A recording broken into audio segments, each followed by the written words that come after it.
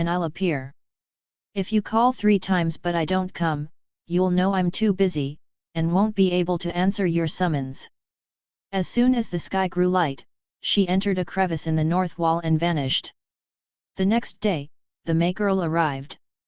Feng asked her where Iking was. The girl replied, "Master Gao invited her over, kept urging her to drink more wine, and that's why she couldn't get away to come here." Thereupon she snuffed the candles so they could chat quietly together. The girl often seemed on the verge of saying something, but when she would open her lips, she'd just turn away and stop. Feng insistently asked her what was wrong, but in the end she was unwilling to say anything, and simply sobbed instead. Feng tried his best to persuade her to play some games, and she didn't leave until quite late that night. From then on, both of the women frequently came to visit Feng, so the sound of laughter could be heard there all night long, and hence everyone in town came to hear and know about it. There was a certain district jailer, also from Zhejiang, who came from a very influential family, and who divorced his first wife because she had an affair with a servant. He had proceeded to marry a second woman named Gu, whom he loved very deeply. A month later she died, leaving him profoundly sad. When he heard that Feng was living with ghostly spirits, he wanted to ask him how the underworld had allowed it, so he mounted his horse and went to see Feng. At first, Feng was unwilling to say anything, but the jailer kept insistently demanding that he do so, and just wouldn't stop. Feng set out a banquet, and as they sat down, he promised the jailer that he'd summon the ghostly prostitute. Towards nightfall, he knocked at the north wall, called out for her, and before he'd signaled a third time, Iking entered. When she raised her head and saw Feng's guest, her expression changed, like she wanted to run away. Feng moved in front of her, to block her way. The jailer then looked closely at her and became very angry, flinging aside a large bowl unexpectedly, shattering it. Feng was quite startled, and didn't understand why the jailer had reacted so violently, so he was just about to ask him about it. At that moment, the room went dark and an old woman appeared, loudly scolding the jailer, "You insatiable thief! You ruined my money-making daughter! I demand you repay the 30 strings of cash." She took a stick and hit the jailer on the skull. The jailer held his head and cried in torment, "This Gu woman was my wife. I was still young when she died, and I was terribly grieved. I didn't expect that her ghost would be unfaithful to me." "What's your problem, Granny?" The old woman angrily answered, "In your Zhejiang birthplace, where you were a thieving scoundrel, you were able to buy yourself a piddling official position, and act high and mighty. But how could you hold a government office that dealt with right and wrong? Someone with 300 strings of cash could buy you. The gods are already angry at you, and your time of death is already approaching. Your father and mother are lamenting it in the underworld, and they sent their beloved daughter-in-law to the brothel to repay your debts. Now do you get it?" When she finishing speaking, she struck him again. The jailer spun around, wailing. Then in surprise he spun back around and saw that the May girl had come into the room, her eyes open wide and her tongue sticking out, her color changing strangely, as she approached and slashed at him with a long, flat hairpin. Extremely shocked, Feng used his body to shield his guest. The angry girl didn't stop her threatening movements. Feng tried to persuade her, "Even if this jailer has committed a crime, if he dies in my home, I'll be blamed. Please don't hurt him, or I'll be implicated." The girl then pulled the old woman away, saying, "Let him live for now, while I attend to Master Feng." The district jailer, terrified, fled like a rat. When he arrived at his office, he was afflicted by a cerebral hemorrhage, and died at midnight.